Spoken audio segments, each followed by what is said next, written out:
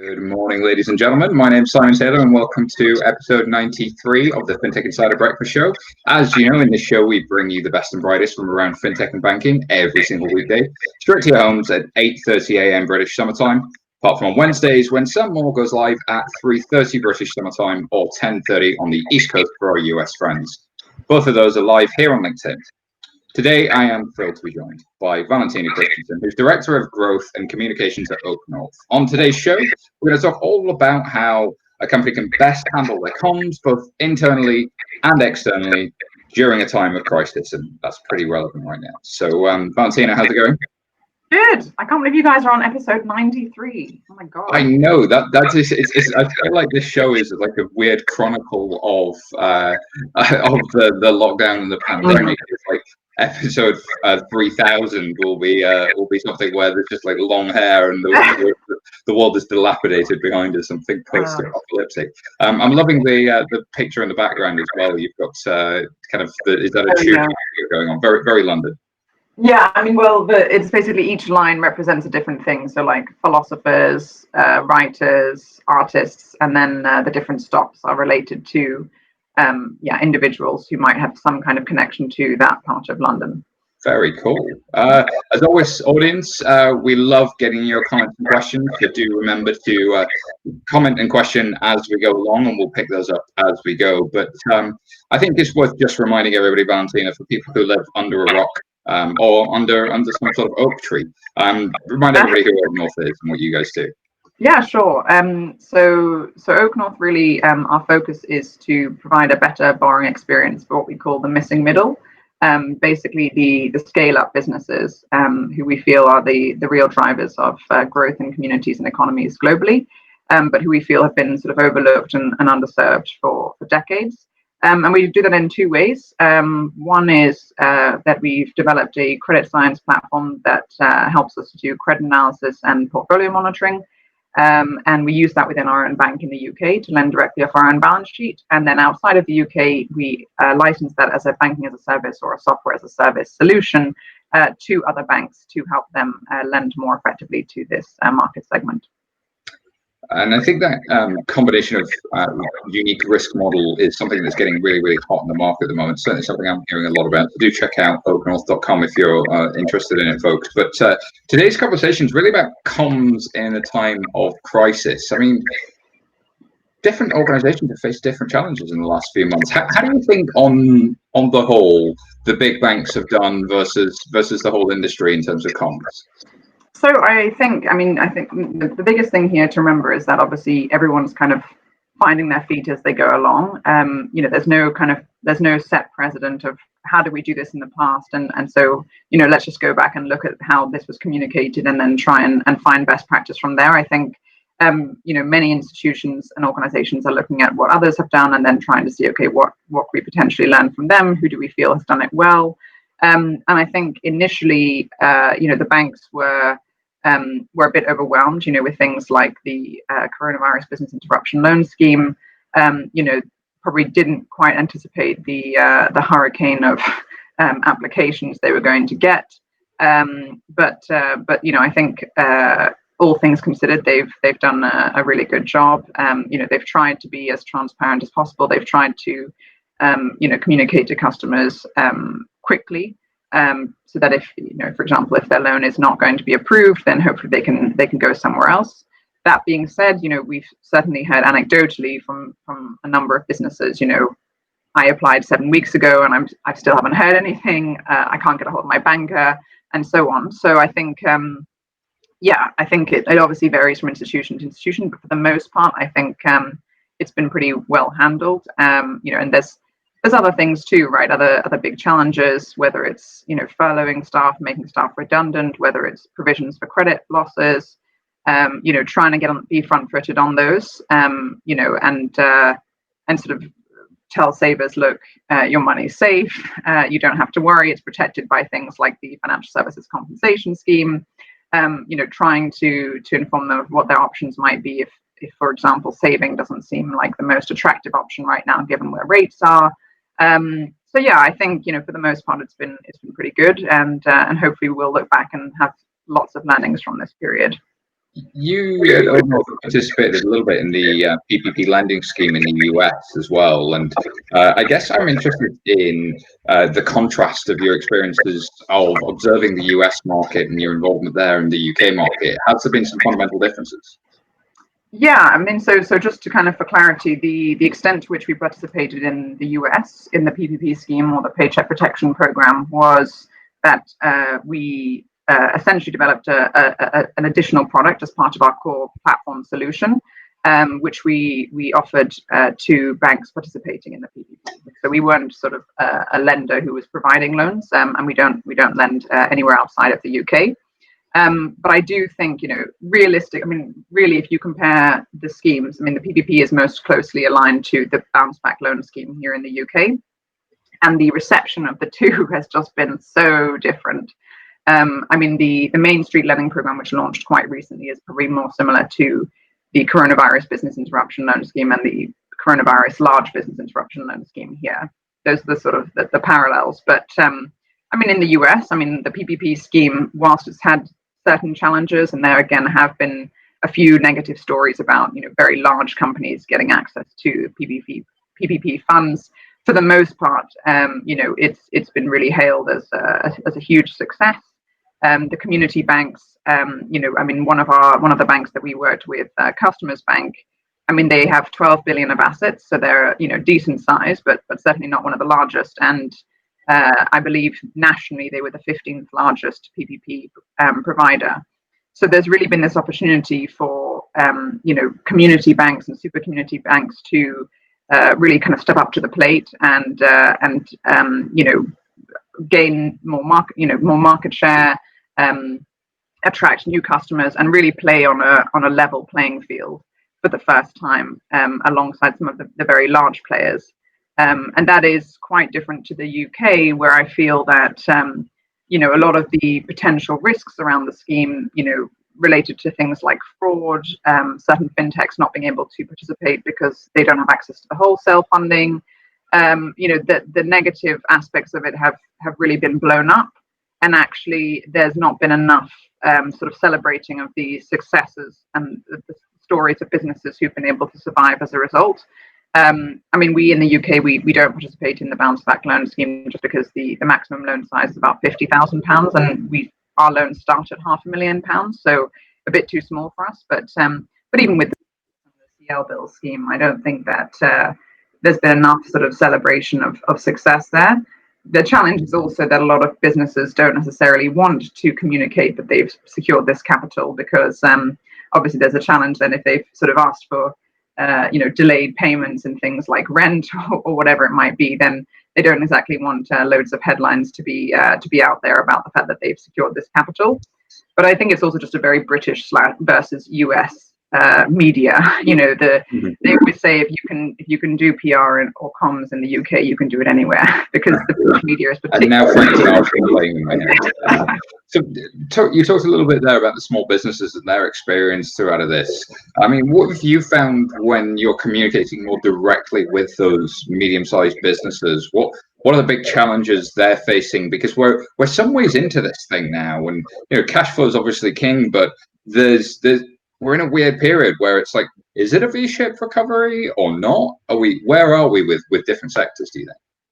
So I think I think that's one of the biggest challenges, is that there's this assumption that or there's this view of we have to look at each sector and make assumptions about them, and actually, or even subsectors. And I think the point is that every business is going to be managing through this crisis in a very unique way, and they're going to be in unique circumstances and have different cash reserves. They're going to have different revenue streams and so on. I mean, if you look within our own client base, I mean, you have businesses like Leon, which, yes, on the cold face, you think, okay, fine, they're a business that does, or they're a business that has a chain of fast food restaurants, and because of lockdown, then surely they can't be making any money. Well, actually, no, because they also have an entire kitchenware line in John Lewis, which you can purchase online. They also have 12 different cookbooks. They also have all of the products that they sell in Sainsbury's. So and then in addition to that, they've also managed to keep a number of sites open because they've been selling food directly from their supply chain into boxes of products, so eggs, milk, bread, etc., that they would normally be using for their breakfast pots or their porridge or whatever it might be, and then selling those to households, which was something that in the beginning was particularly useful because obviously the supermarkets were struggling to restock shelves. So I think you can see a lot of creativity, but the challenge for a lot of lenders when they're speaking to small businesses or medium-sized businesses that they're lending to is that they're trying to look at past credit models, trying to look at, okay, well, what happened in the last recession? What happened in 2008? And how can we use that? And actually, hopefully what this crisis has shown, a sort of, silver lining, is that actually, backward-looking data it needs to be combined with a forward-looking view. You need to take a very granular loan-by-loan level analysis rather than making assumptions about entire sectors. That's such a key point, Valentina. I think so often the only way banks knew how to lend is by going, oh, well, based on my hundreds of years of lending experience, this is the last thing I saw, therefore this looks like that. And actually that could mean that good businesses don't get lending and bad businesses do, because in the last crisis, things were different. Or, as you say, the business in front of you may actually be well capitalized, may actually be well diversified, but banks have this habit historically of de-risking a sector and saying, for example, fast-moving retail chains of the likes of the ones you mentioned, we're just not interested in. We're going to de-risk the whole sector. We're going to try and pull away from lending there, or we're going to make our lending at least commercially unattractive to that sector. But there are definitely going to be good pockets of risk there if you look at the individuals. But that was always expensive for a big bank, so they need to be able to look at this data, analyze it in more real time, and actually get something from it to create that forward-looking view, I suspect. And also, I think that's so key, the sort of the real-time view, because obviously the situation is changing so quickly. I mean, even if you take at the beginning of, or let's say the beginning of lockdown, so 23rd of March in the UK, country goes into full lockdown. The experience of a fine dining restaurant in Mayfair is going to be very different to a chain of pizza places, right? Which predominantly do delivery and don't tend to have a huge number of people who come and eat in the store.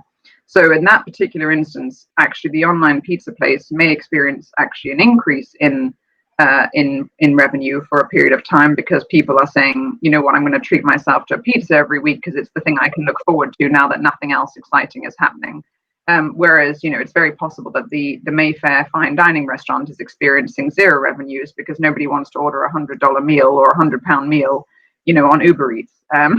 But then you fast forward to where we are today, where, then actually the situation can look quite different, because the fine dining restaurant, the model might have always been to space customers out anyway, because, they wanted to create an intimate feel. The turnaround between each batch of customers might have been quite slow anyway, because they needed to change the tablecloth, the silverware, the glassware. So actually social distancing measures aren't hugely detrimental to them. And what could happen is you've got people coming out of lockdown and saying, well, I want my first meal to be a real treat. I want it to be something special.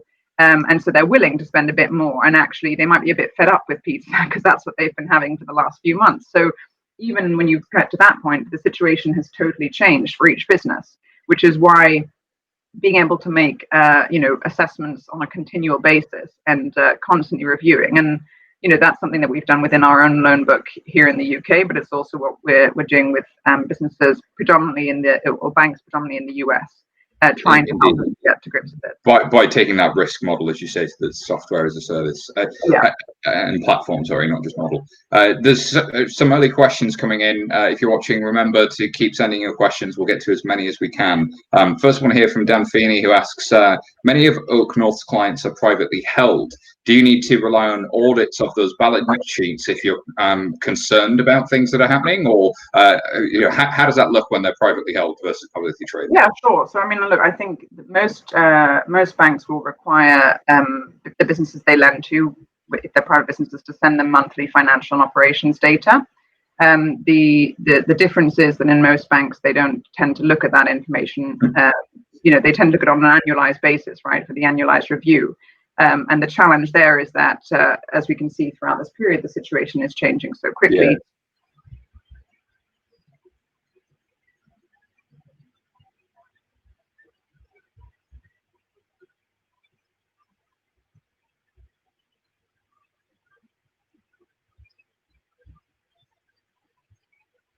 Oh, looks like we may have lost Valentina for a second there. Bear with us, guys. We'll just try and get her back. I am just messaging Michael Bailey. Back in full flow there as well. All about kind of the challenges of looking at things on an annualized basis. And it's a real shame that banks do that, that they just refuse to look at things on all things real time. And we always talk about real time, intelligent, and contextual at 11FS. And then, of course, human, which was going to be the next question we were going to get onto, was the importance of human communication during times like this. If you've got that real time data, can you marry it with the need for that human capability and that human side? Val, looks like we've got you back. Looks like we froze there for just a second. So we'll just get you back on the screen. Bear with us whilst we sort out some tech gremlins. Don't know what happened with the freezing there, but just as a reminder to the audience, please do keep sending your questions in. We will get to them very, very shortly. And I think Michael's just going to add you in any second now, and the audience should be able to see you pop up into the screen. I can't see you popped up into my screen just yet, but we should be there. And I think, as you were just saying, Valentina, as a voice from beyond, really interesting that companies look at this on an annualized basis instead of on a sort of real-time and ongoing basis. And the thing I was just mentioning there as well is that mixture of not just having that real-time data, but also then the human side that can understand that real-time data in a different way as well. Yeah, absolutely. I mean, and that's a big part of sort of the OakNorth secret sauce, right? I mean, by proactively monitoring that data, you can, as you say, have a real-time view of how businesses are doing, and then the platform will flag up any potential issues often before they become a potential issue. So, if there's going to be a breach of covenant, if it seems to be trending in that direction, or potentially a late payment, and the fact that we've been doing that from day one means that we've always had a very clear view of our entire portfolio, and therefore, in a time like this, hopefully, it's a great opportunity for us to prove ourselves actually, and to prove how how effective the technology can be. Obviously, time will tell in terms of whether we can, the proof will be in the pudding, I suppose.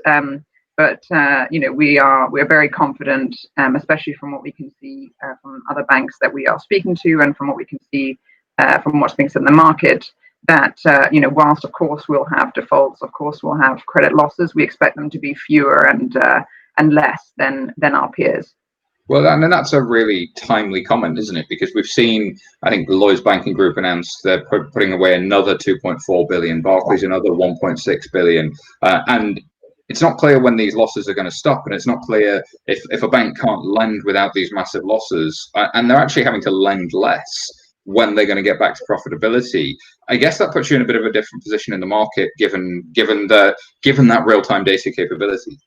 It does, and it also completely shifts the equation in terms of playing for the upside versus having to kind of protect yourselves from the downside, right? If you're a big bank that's having to think about, we just need to try and minimize credit losses, and we need to try and figure out what's going on with the tens of thousands of businesses in our loan book, then that's what you're going to be focused on for the next 12 months, the next 18 months. Whereas actually, if you can say, well, we know exactly what's going on, we know that these are the businesses that are most vulnerable, and we've also had we also have a clear view of what we need to do to get out of these challenging situations with these more vulnerable clients.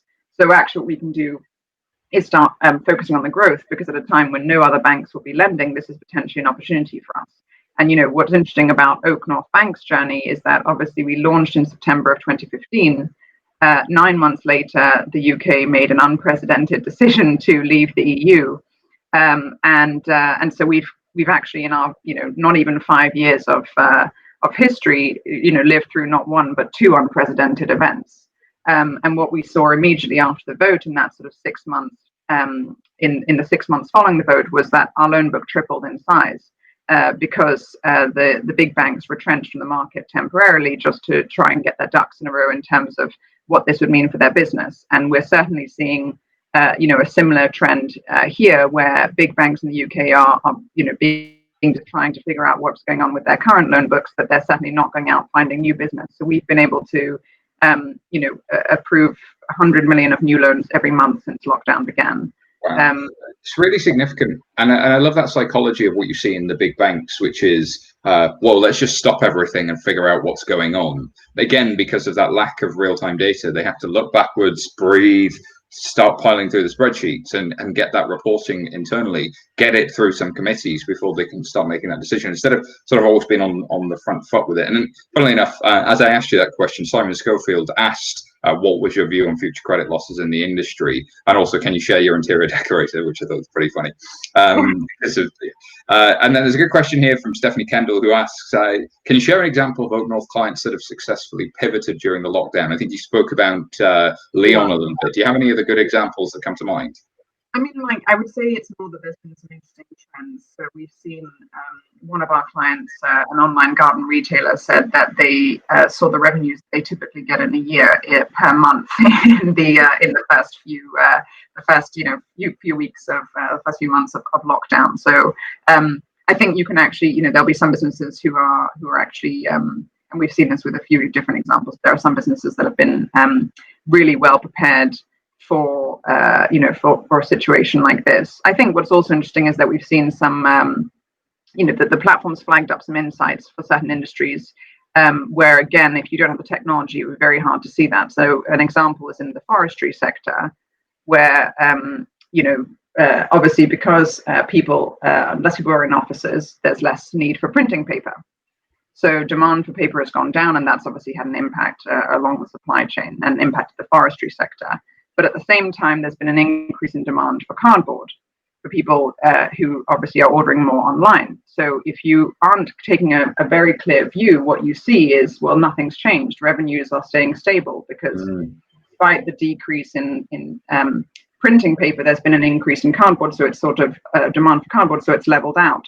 But then if you fast forward 12 months and play that scenario out, the demand for paper is probably going to stay low because most businesses who've gone paperless will probably stay paperless, right? They're going to use technology such as DocuSign, and they're probably not going to revert to the old way of doing things. However, the demand for cardboard is likely, not to decrease and go back to what it was, but it will tail off slightly because people will go back to shopping in regular shops. And so if you actually then fast forward 12 months out, then you have to say, well, how is that business going to be impacted then? And right now that wouldn't flag up as an issue because right now everything's trending in the right way. So that for us has been, just an example, but it's really, really important to not just be looking at, okay, how are they being impacted right now based on the changing scenarios, but also, what's it going to look like in 6 months, 12 months, 18 months, 24 months. And I think that's so hard to predict, but if you can keep watching those trends and start extrapolating them and be looking at the data, then you're a better place to be able to do that. And I think, as you mentioned, that one of my later questions that I had for you was really around, what are the goals for you and OakNorth going into the latter half of this year? What are you really focused on for the next 6 months?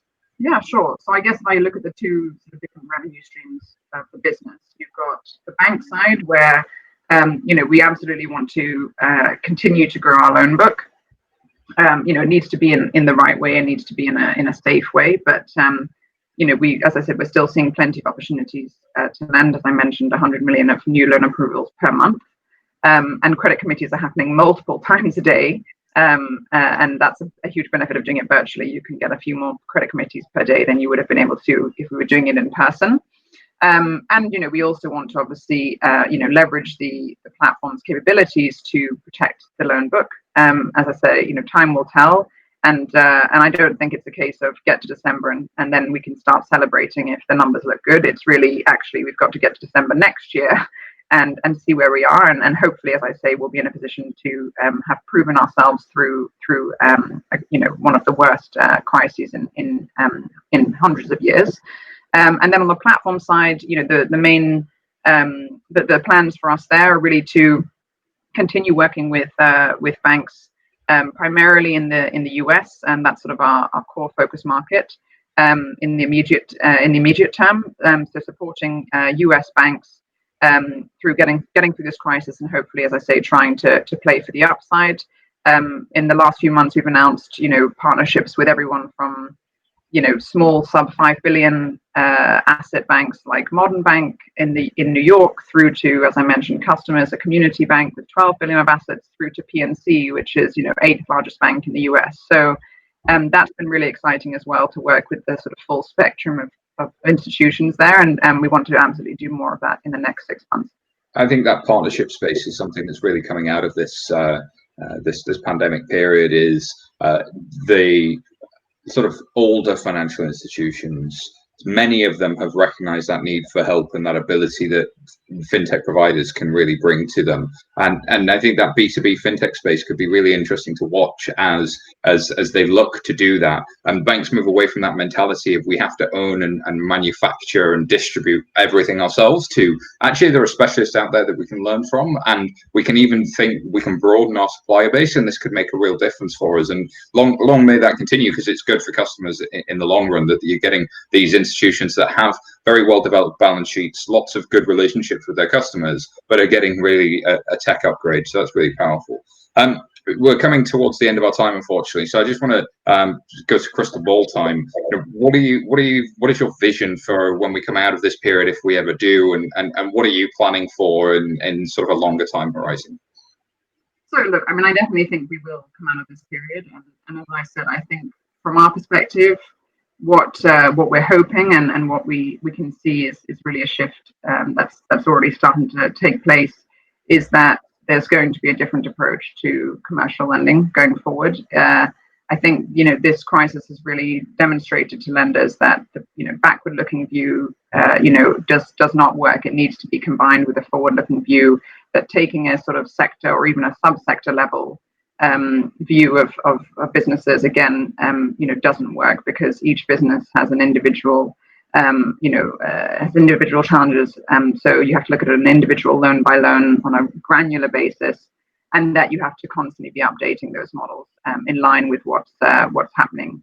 And I think that's, and you can do that for a cost that's reasonable, I think, is the other thing, because a lot of bankers may hear that and think, but that's ludicrously expensive, how am I going to make that work?